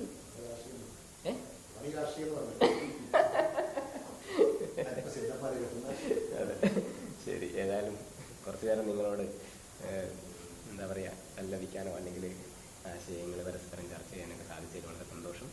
ഇനി എപ്പോഴെങ്കിലും ആചാര്യന്മാരില്ലാത്ത സമയത്ത് വരാൻ സാധിക്കട്ടെ എന്ന് പ്രാർത്ഥിക്കുന്നു. എന്തെങ്കിലുമൊക്കെ അബദ്ധം ഇങ്ങനെ വന്നു പോയിട്ടുണ്ടെങ്കിൽ നിങ്ങളറിയാലോ, അതൊന്നും ആചാര്യന്മാരുടേതല്ല, നിങ്ങൾക്ക് പ്രത്യേകം പറയേണ്ട കാര്യമില്ലല്ലോ. ശരി, തൽക്കാലം ഉപസംഹരിക്കാം. ഓം ഗുരുർബ്രഹ്മ ഗുരുർവിഷ്ണു ഗുരുദേവോ മഹേശ്വരഃ ഗുരു സാക്ഷാത് പരം ബ്രഹ്മ തസ്മൈ ശ്രീ ഗുരവേ നമഃ.